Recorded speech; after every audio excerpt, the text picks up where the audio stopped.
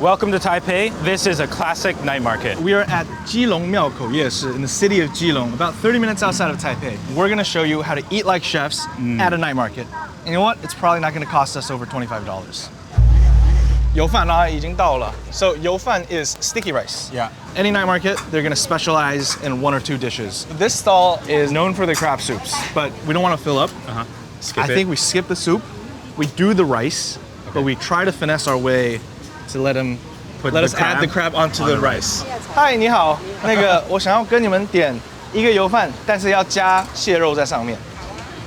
我昨天有这样点哦，你们说 OK 对不对？好。我们就用这个碗，对。好，谢谢。So chef introduced us to their house-made chili oil. This looks like it's actually spicy. Anything in Taiwan that's pasty and comes in a sauce bottle and they tell you it's spicy, don't believe them. These crab claws taken apart perfectly, or these crab legs rather. Yeah, crab legs for sure. What, no cheers? Very rude. I couldn't stand it. 太香了. So much umami. I've had versions of this before where it can just be too heavy because the sticky rice is extra starchy and all these things. But the punch of the chili oil, the bright herbaceousness of the cilantro, really complements the flavor. It's kind of like fried rice, right? Every single grain is distinct. It's the perfect amount of stickiness. This entire order, 115 Taiwan dollars, which is how much? Quick maths? A little bit under $4. So yeah, $4. Okay, let's go on to the next. 谢谢. Oh, we should try Pao Pao Bing. Kind of like a combination of Italian ice and Cold Stone. Cool. Pao Pao means bubble. I don't know exactly why it's called Pao Pao Bing, but they shave ice like regular shaved ice. We should do one dairy version and one without dairy.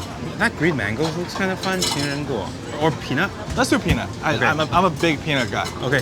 那老板麻烦一个鸡蛋牛奶，然后一个花生。要制作过的可以。要。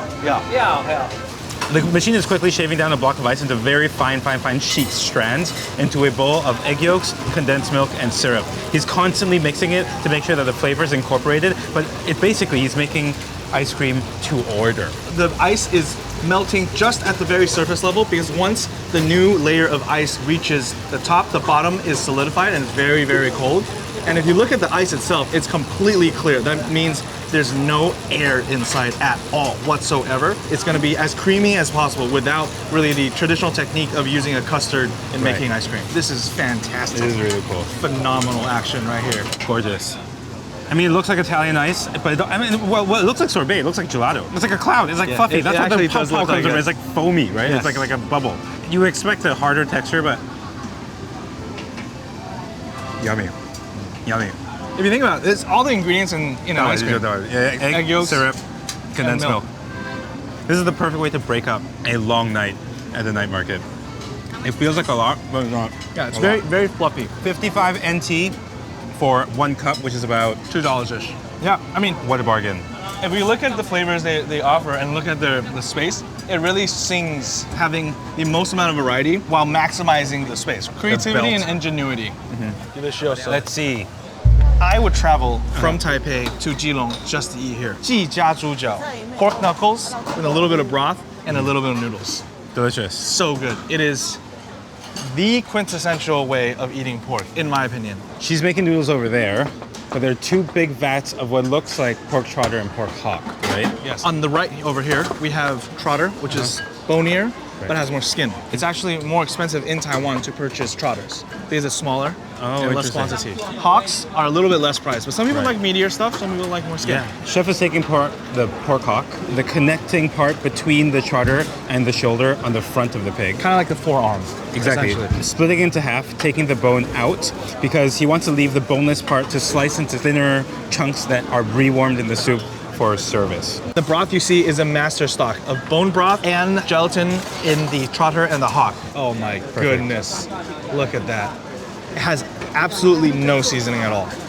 It looks a lot like tonkotsu because it's got that emulsification, right? It means that that fat and that water has come together. It's held together by that gelatin that's broken down from cooking these hocks and these trotters for a very, very long time. The broth takes 24 hours and the hock and the trotter really only takes about 2 to 3 hours to cook.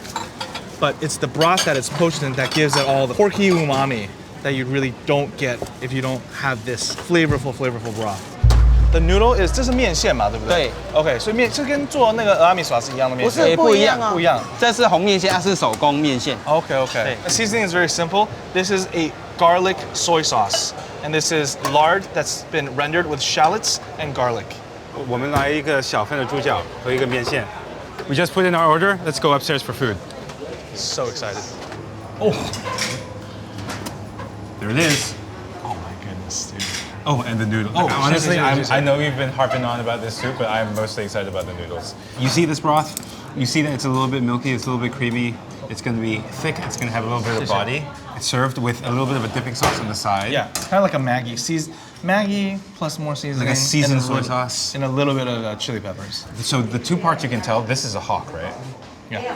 Boneless, meaty, nice separation between flesh, tendon, fat, and skin. And a thick layer of skin. Yeah. And then this is the trotter. This is the trotter, where you get a lot of bone, obviously, but you have tendon, you have a lot of collagen, but most importantly is the marrow in here. They split it right down the middle, and you still get to eat some of that pork marrow. And that's the best part of any animal. Even though it looks like a soup, there really isn't enough soup to be considered a soup dish. It's a pork dish that's served with the soup, the broth that was cooked inside. Exactly. Right. Walk me through what's in these noodles again. So it's sort of like a somen. It's 红面线. Noodles heavily salted and then dried under the sun. And that's where they pick up this brown color, right? Yes, that's where the proteins begin to sort of cook, and then it becomes stronger. The minute you toss it together, there's this like poof of steam and poof of garlic and soy sauce. It's ridiculous. Okay, bye. Thank you.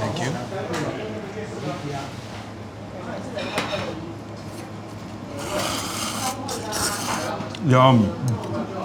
猪油面. It's impeccable. The noodle itself is not too baking soda-y. Yeah. It's bouncy and it's got texture and it's thin, but it's just tender enough, right? Not overly al dente, not overly soft. So this in total was 250 Taiwan dollars. $8. For a Cantonese boy like myself, this is very, very nourishing. Okay. Oyster omelet. You grew up eating this? I grew up coming to Taiwan a lot, and my favorite thing was always the oyster omelet because you can't get it anywhere else. Not like this, at least. If you look at the way they make it, they sear off the oyster first on the cast iron skillet, and then the batter goes on. Even if you're not buying into oysters, you're getting that flavor of the sea. It's gonna be crispy and it's gonna be gooey. It's not just crispy. Sauce A is probably a garlic soy paste, and sauce B is a sweet. 谢谢. Sauce B is a sweet, ketchup-y, lightly spicy miso-based sauce. Look at this. It's called 海山酱. Yeah, there we go. That's right. This is what we're looking for. This exact texture. Quintessential oyster omelet. Very popular in terms of like texture for all of Taiwanese food. Caramelized starched. Putting it mildly.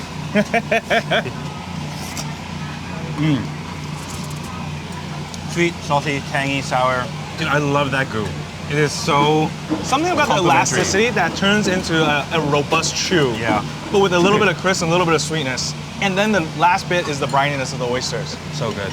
It just feels like a lot of Taiwan, a lot of texture, a lot of flavor, the full range represented in one bite. Don't mind me, I'm just gonna have to finish this. I love and it. This, 80 Taiwan dollars, which is about $2.50 in the States. 270, 260 these days. Quick maths. Delicious. Finishing this. What else do we have? Yeah, so this is actually very interesting. It says Tian Bu, but in Taiwan it's known as Tian Bu La. Okay. Sweet, not spicy. Makes no sense, but is it's it a just, Japanese thing? So basically what it is just fried fish cake. Yeah. So fish mixed in with a bunch of starches like tapioca, sometimes potato, sometimes rice. Aromatics inside, season it, and then fry it. Yeah. 老板，麻烦来一份。现在吃吗？还是要包起来？现在吃，现在吃。好，谢谢。下面的这个汁是什么汁？来甜辣酱。甜辣酱。就是甜辣酱是海山酱加上一些其他东西嘛，是不是？加番茄酱。OK， 加番茄酱。好，谢谢。You know what? It's so fresh. The manipulation here is of texture, and when you manipulate texture, the question is how much starch you're adding and how fresh is it going to be. I think this is like interesting. It's cool. It's like for a little snack for like 40, not bad. The way we need to appreciate this is the texture, and this is Q, the quintessential Taiwanese palate. You see that? The elasticity with tenderness, that is Q, and this, if you ever come to Taiwan, is what you're looking for. The idea is that you have all this fish fish with all this protein. You're manipulating, you're beating it until those protein strands are nice and long. Yeah. And with the addition of the starch, it's all stabilized before it becomes this paste. It gets fried, and then that's where the bounce comes from. It's trapping air, it's trapping moisture, it's trapping all these things to create this bouncy texture. Delicious. All right, cool. Okay, next good bite. 谢谢, 谢谢. Okay, every time I come back to Taiwan, my favorite thing to eat on the street is 猪血糕. I'm looking at it right here. Pig's blood cake. 老板，麻烦来一只，谢谢。要辣。So it's always, and you take it out of the steam basket. This is soy paste, a light brush, and we ordered spicy, so it gets a little bath of a spicy bean paste as well.